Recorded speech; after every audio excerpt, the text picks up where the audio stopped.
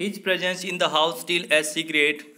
Toto was now transferred to a big cage in the servants' quarters, where a number of grandfather's pets lived very sociably together: a tortoise, a pair of rabbits, a tame squirrel, and for a while my pet goat.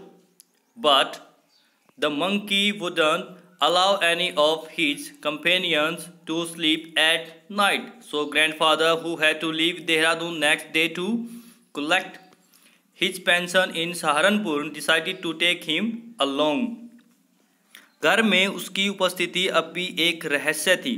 टोटो को अब नौकरों के क्वार्टरों में एक बड़े पिंजरे में भेज दिया गया, जहां दादाजी के बहुत से पालतू जानवर प्यार से इकट्ठे रहते थे। एक कछुआ, खरगोशों का एक जोड़ा, एक पालतू गिलहरी और कुछ समय तक मेरी पालतू बकरी। मगर बंदर अपने किसी भी साथी को रात को चैन से सोने नहीं देता था। इसलिए दादाजी ने, जिन्होंने अगले दिन देहरादून छोड़कर अपनी पेंशन लेने सहारनपुर जाना था, उन्होंने उसे साथ ले जाने का फैसला किया। Unfortunately, I could not accompany grandfather on that trip, but he told me about it afterwards. A big black canvas kit bag was provided for Toto. This, with some straw at the bottom, became his new abode. When the bag was closed, there was no escape. Toto could not get his hands through the opening, and the canvas was too strong for him to bite his way through. His efforts to get out only had the effect to making the bag roll up about on the floor or occasionally jump into the air, an exhibition that attracted a curious crowd of onlookers on the Dehradun railway platform. दुर्भाग्यवश मैं उस यात्रा पर दादाजी के साथ नहीं जा सका, मगर उन्होंने बाद में मुझे इसके बारे में बताया। एक बड़ा काले कैनवास का थैला टोटो के लिए प्रदान किया गया। इसके तल में कुछ घास फूस बिछाकर यह टोटो के लिए नया घर बन गया। जब थैला बंद हो गया तो उसमें से भागने का कोई तरीका नहीं था। टोटो खुले स्थान में से अपने हाथ नहीं निकाल सकता था और कैनवास इतना मजबूत था कि उसे काटकर उसमें से बाहर नहीं निकल सकता था।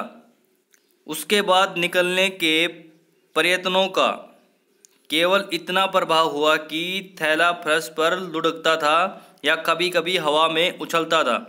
ऐसा प्रदर्शन जिसने देहरादून रेलवे प्लेटफॉर्म पर उत्सुक दर्शकों की भीड़ को आकर्षित किया कि जब भी वह ट्राई करता थैले से बाहर निकलने के लिए तो इतना ही इफेक्ट हुआ कि कभी कभी वह हवा में उछलता या फिर फर्श पर लुढ़कता था, जिससे जो प्लेटफॉर्म पर विजिटर्स थे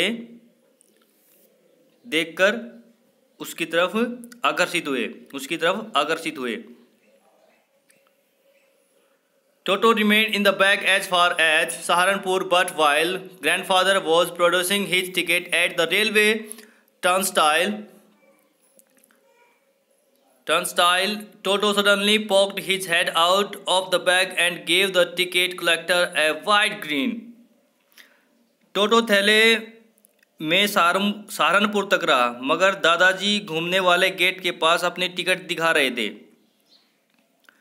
टोटो ने अचानक थैले में से अपना सिर बाहर निकाला और टिकट कलेक्टर को अपनी चौड़ी मुस्कुराहट दिखाई। The poor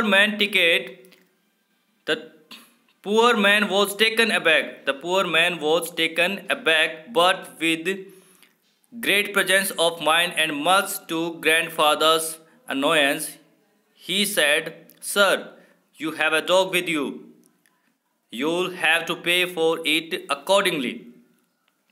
बेचारा व्यक्ति घबरा गया, मगर बहुत अधिक मानसिक उपस्थिति एवं दादाजी को परेशान करते हुए बोला, सर, आपके साथ एक कुत्ता है, आपको इसके टिकट के पैसे देने होंगे। In vain did grandfather take Toto out of the bag. In vain did he try to prove that a monkey did not qualify as a dog or even as a quadruped. Toto was classified a dog by the ticket collector and 3 rupees was the sum handed over as his fare. बेकार में दादाजी ने टोटो को थैले में से बाहर निकाला। व्यर्थ में ही उन्होंने यह साबित करने का ट्राई किया कि बंदर को कुत्ता नहीं माना जा सकता और न ही इसको चार टांगों वाला जानवर माना जा सकता। टिकट कलेक्टर ने टोटों का वर्गीकरण कुत्तों के रूप में किया और उसके किराए के रूप में 3 रुपये देने पड़े दादाजी ने। Then grandfather, just to get his own bag, took from his pocket out pet tortoise and said, "What must I pay for this, since you charge for all animals?" The ticket collector looked closely at the tortoise, prodded it with his forefinger, gave grandfather a pleased and triumphant look, and said, "No charge. It is not a dog. It is not a dog." तब दादाजी ने केवल अपनी बात कहने के लिए जेब में से अपना पालतू कछुआ निकाला और कहा, क्योंकि तुम सब जानवरों का किराया लेते हो, मुझे इसके कितने पैसे देने होंगे। टिकट कलेक्टर ने कछुए को ध्यान से देखा, अपनी उंगली से इसे टटोला और दादाजी की तरफ खुशी और विजयी भाव से देखा और कहा, कोई पैसे नहीं, क्योंकि यह कुत्ता नहीं है। When Toto was finally accepted by grandfather, he was given a comfortable home in the stable where he had for a companion the family donkey, Nana. On Toto's first night in the stable, grandfather paid him a visit to see if he was comfortable. To his surprise, he found Nana without apparent cause, pulling at her halter and trying to keep her head as far as possible from a bundle of hay. जब टोटो को दादाजी ने आखिरकार स्वीकार कर लिया तो उसे तबेले में एक आरामदायक स्थान दे दिया गया, जहां उसकी साथी एक परिवार की गधी नाना थी। तबेले में उसकी पहली रात को दादाजी उसे देखने के गए कि वह कंफर्टेबल फील कर रहा था।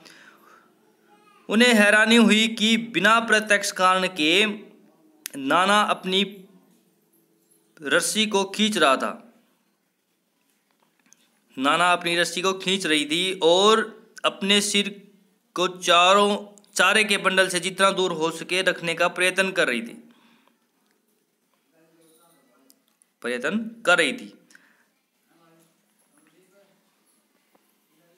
Grandfather gave Nana a slap across her haunches and she jerked back, dragging Toto with her. He had fastened onto her long ears with his sharp little teeth. दादाजी ने नाना को उसकी पीठ पर थप्पड़ मारा और टोटो को अपने साथ खींचते हुए वह पीछे हटी। वह उसके लंबे कानों के साथ अपने तेज छोटे दांतों से चिपटा हुआ था। टोटो and Nana never became friends. टोटो और नाना में कभी दोस्ती नहीं हुई। A great treat for Toto during cold winter evening was the large bowl of warm water given him by grandmother for his bath. He would cunningly test the temperature with his hand, then gradually step into the bath, first one foot, then the other, until he was into the water up to his neck, as he had seen me doing. जैसे मैं कर रहा था वैसे ही बंदर भी कर रहा था। सर्दी की ठंडी शामों को टोटो के लिए एक महान दावत जैसी बात थी। गर्म पानी का बड़ा कटोरा उसे दादी जी नहाने के लिए देती थी। वह बड़ी चालाकी से टेम्परेचर को अपने हाथ से जांचता था। तब वह धीरे धीरे पानी में प्रवेश करता था, पहले एक पाँव फिर दूसरा, जब तक गर्दन तक पानी में नहीं आ जाता था, जैसे उसने मुझे करते हुए देखा था। Once comfortable, he would take the soap in his hands or feet, rub himself all over. When the water became cold, he would get out and run as quickly as he could to kitchen fire in order to dry himself. एक बार जब वह आराम की स्थिति में हो जाता था तो वह साबुन को अपने हाथों या पैरों में लेता था और उसे सारे शरीर पर मलता था। जब पानी ठंडा हो जाता था तो वह जितनी जल्दी हो सके अपने को सुखाने के लिए रसोई की आग के पास जाता था।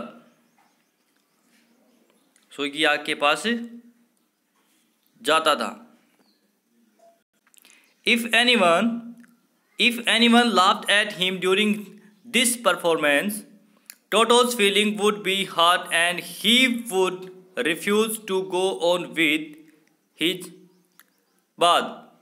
One day Toto nearly succeeded in boiling himself alive. अगर इस कार्य के दौरान उस पर कोई हंसता था तो टोटो की भावनाएं फीलिंग है वो हर्ट होती थी और वह नहाना जारी रखने से इनकार कर देता था। एक दिन टोटो को स्वयं लगभग जीवित उबालने में असफल